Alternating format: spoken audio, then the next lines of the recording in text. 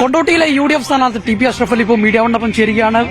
തെരഞ്ഞെടുപ്പ് പ്രചരണ അവസാന ലാപ്പിലേക്ക് കടക്കുകയാണ്. എന്താണ് ഇപ്പോഴത്തെ ഒരു സാഹചര്യം? കൊണ്ടോട്ടിയിൽ വളരെ കാര്യങ്ങളൊക്കെ ഉഷാറായി ഗംഭീരമായി പോയിക്കൊണ്ടിരിക്കുകയാണ്.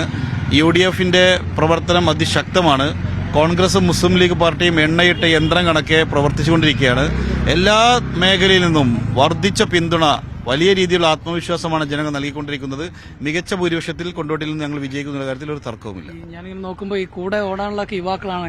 യുവാക്കളെ പ്രത്യേകം തെരഞ്ഞെടുത്താണോ കൂടെ ഓടാൻ വേണ്ടി? അല്ലല്ല, അതാ യുവാക്കളുടെ അതേ ആവേശത്തിൽ ഞങ്ങളുടെ കഴിഞ്ഞ 40 വർഷമായിട്ടുള്ള ആലി വാപ്പൂക്ക UDFന്റെ ചെയർമാനാണ്. അദ്ദേഹം എല്ലാ ദിവസവും സജീവമായിട്ട് ഉണ്ട്. ഇതുപോലെ തന്നെ ഇവിടുത്തെ ഷോക്കത്തിലേക്ക് നമ്മുടെ ലത്തീഫൊക്കെ ഉണ്ട്. അതുപോലെ തന്നെ UDFന്റെ നഗരസഭാ ചെയർമാൻ ബിച്ചുനുണ്ട്. അതുപോലെ തന്നെ ദാവൂദൊക്കെ ഉണ്ട്. മുൻ നഗരസഭാ കൌൺസിലർ ചെയർമാനായിട്ടുള്ള നാടിക്കുട്ടിയായിട്ടുണ്ട്. പിന്നെ അതിന്റെ ഒപ്പം തന്നെ യുവാക്കളായ ആളുകൾ സ്വാഭാവികമായും എല്ലാവരും ചേർന്നുള്ള തീർച്ചയായിട്ടും വലിയ രീതിയിലുള്ള കൂട്ടായ്മയാണ്. ഒരു തരത്തിലുള്ള അസ്വാരസ്യങ്ങളുമില്ല. UDF ഒറ്റക്കെട്ടാണ്. അതുകൊണ്ട് തന്നെ കേരളത്തിലെ ഏറ്റവും മികച്ചൊരു ഭൂരിപക്ഷം കൊണ്ടോട്ടിയിൽ നിന്ന് പ്രതീക്ഷിക്കാം. കൊണ്ടോട്ടിയിൽ ഒരു യുവത്വം നയിക്കട്ടെ എന്നാണ് പാർട്ടി നേതൃത്വം നിലപാട് സ്വീകരിച്ചത്. പക്ഷേ പൂർവികരായിട്ടുള്ള CHനെ പോലെയുള്ള സിരിയാജെ പോലെയുള്ള പൂർവികരായിട്ടുള്ള ആളുകൾ മത്സരിച്ചൊരു മണ്ഡലം കൂടിയാണ് അല്ലേ? പാർട്ടി നൽകിയ അംഗീകാരം വളരെയധികം മഹത്വത്തോടു കൂടി തിരിച്ചറിയുന്നു. ആ ഒരു ഉത്തരവാദിത്തം പാർട്ടിയെ ഏൽപ്പിച്ചതിൽ പാർട്ടിയോടും സയ്യിദ് സ്വാദിഖ് അലി ശിഹാബ് തങ്ങളോടും കടപ്പെട്ടിരിക്കുന്നു. തീർച്ചയായിട്ടും അതിന്റെ അതേ അർത്ഥത്തിൽ തന്നെ ഈ നിയോജകമണ്ഡല ജനങ്ങൾക്ക് വേണ്ടി, പാർട്ടിക്ക് വേണ്ടി, മുന്നണിക്ക് വേണ്ടി ശക്തമായി 24 മണിക്കൂറും ഇവിടെ നിന്നുകൊണ്ട് പ്രവർത്തിക്കും.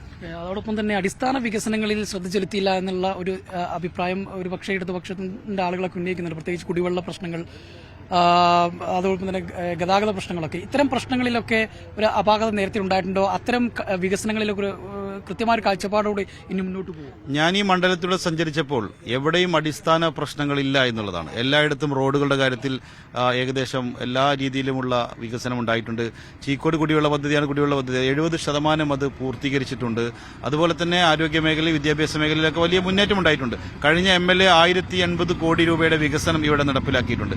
ഇവിടെ സംഭവിച്ചിട്ടുള്ളത് ആ MLAയുടെയും ഇവിടുത്തെ ഗ്രാമപഞ്ചായത്തുകളുടെയും വികസനത്തിന്റെ കൂടെ സ്റ്റേറ്റ് ഗവൺമെന്റ് വേണ്ടത്ര സപ്പോർട്ട് കൊടുത്തിട്ടില്ല എന്നുള്ളതാണ്. വലിയ പ്രൊജക്ടുകൾ കൊണ്ടുവരുന്ന കാര്യത്തിൽ, അതുപോലെ തന്നെ ഈ പറഞ്ഞതുപോലെ ഇത്തരം പദ്ധതികൾ കമ്മീഷൻ ചെയ്ത് പൂർണ്ണാർത്ഥത്തിലാകുന്ന കാര്യത്തിൽ, വലിയ റോഡുകൾക്ക് വേണ്ടി ഫണ്ട് കൊടുക്കുന്ന കാര്യത്തിലൊക്കെ വലിയ അവഗണന ഈ ഗവൺമെന്റ് ഒരു പ്രതിപക്ഷത്തുള്ള MLAയുടെ മണ്ഡലം എന്ന രീതിയിൽ ഈ മണ്ഡലത്തെ അവഗണിച്ചിട്ടുണ്ട്. അത് ജനങ്ങളുടെ ഭാഗത്ത് അതിനുള്ള പ്രതിഷേധം വളരെ കൃത്യമായിട്ടുണ്ട്. അവരൊക്കെ ആ പ്രതിഷേധം ഈ തെരഞ്ഞെടുപ്പിൽ അവർ കാണിക്കുമെന്നാണ് ഞങ്ങൾ വിശ്വസിക്കുന്നത്. തവണ ഒരു ഭരണമാറ്റം ഉണ്ടാകും, അങ്ങനെയെങ്കിൽ ഭരണപക്ഷത്തെ MLA ആവും, അങ്ങനെയെങ്കിൽ വികസനങ്ങളെ കൂടുതൽ 100%. ഞങ്ങളിവിടെ ഭരണപക്ഷത്തെ MLA ആവുന്ന തർക്കവുമില്ല. ടീം UDF 100 സീറ്റോടുകൂടി തന്നെ അധികാരത്തിൽ വരും. കൊണ്ടോട്ടിയിൽ കഴിഞ്ഞ 10 വർഷം ഞങ്ങൾക്ക് എന്ത് നഷ്ടപ്പെട്ടോ അത് ഞങ്ങൾ തിരിച്ചുപിടിക്കും. ഈ മലപ്പുറം ജില്ലക്ക് കഴിഞ്ഞ 10 വർഷം എന്ത് നഷ്ടപ്പെട്ടോ അത് തിരിച്ചുപിടിക്കും. ഈ മലബാറിന് എന്ത് നഷ്ടപ്പെട്ടോ അത് ഞങ്ങൾ തിരിച്ചുപിടിക്കും. നീതി നിഷേധിക്കപ്പെട്ട മുഴുവൻ മനുഷ്യരുടെയും നീതി ഉറപ്പാക്കും. ഇവിടെ ഗവൺമെന്റിന്റെ വിഭവ വിതരണത്തിലെ സന്തുലിതാവസ്ഥ തീർച്ചയായിട്ടും ഞങ്ങൾ നടപ്പിലാക്കും. ഒരു സംശയം അക്കാര്യത്തിൽ വേണ്ട. ഇടതുപക്ഷം ചെയ്ത എല്ലാ തെറ്റും തിരുത്താനാണ് UDF.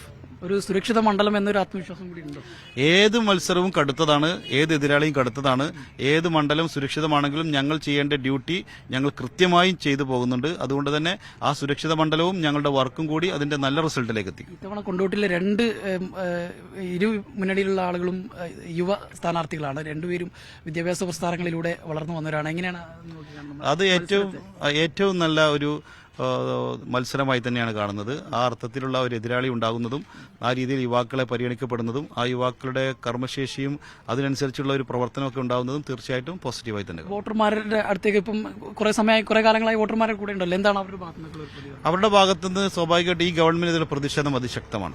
എല്ലാവരും ഈ ഗവൺമെന്റ് മാറണമെന്നുള്ള നയങ്ങളിലാണ് നിലപാട്. പ്രത്യേകിച്ച് ഇപ്പോൾ വീട്ടമ്മമാരൊക്കെ ഗ്യാസിന്റെ ലഭ്യതക്കുറവ്, അവശ്യ സാധനങ്ങളുടെ വർധനവ്, ഇങ്ങനെ തുടങ്ങി പല വിധത്തിലുള്ള പ്രശ്നങ്ങൾ നമ്മുടെ മുൻപാകെ പറയുന്നുണ്ട്. അപ്പൊ അതിലൊന്നും ഒരു ഗവൺമെന്റ് എന്ന രീതിയിൽ ഇടപെടുന്നില്ല. കേന്ദ്രത്തെ കുറ്റം പറഞ്ഞ് മാത്രം മാറി നിൽക്കാൻ ഒരു സംസ്ഥാന സർക്കാരിനാവില്ല. സംസ്ഥാന സർക്കാർ ഇടപെടേണ്ടടുത്ത് ഇടപെടണം. അങ്ങനെ ഗ്യാസിന്റെ ലഭ്യതക്കുറവുണ്ടെങ്കിൽ, അവശ്യ സാധനങ്ങൾ വിലവർധനവുണ്ടെങ്കിൽ അതിലൊക്കെ ഇടപെട്ടുകൊണ്ട് നമ്മുടെ സാധാരണഗതിയിൽ പറയാലോ അടുപ്പ് പുകയില്ല എന്ന് പറയുന്നത് അതുപോലത്തെ ഒരു അവസ്ഥയിലേക്ക് ഇന്ന് കേരളം എത്തിയിരിക്കുകയാണ്. സർക്കാർ ഇവിടെ എന്താണ് ചെയ്യുന്നത്? ഒന്നും ചെയ്യുന്നില്ല. സർക്കാർ വലിയ ഹോർഡിങ്ങുകളാണ്.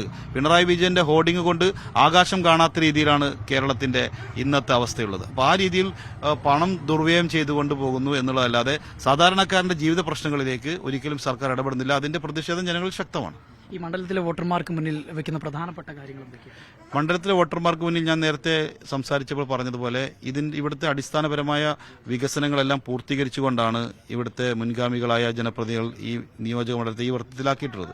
ഇനി ഒരു ലോകോത്തര നിലവാരത്തിലേക്കുള്ള ഒരു കൊണ്ടോട്ടിയെ സൃഷ്ടിക്കുക എന്നുള്ളതാണ്.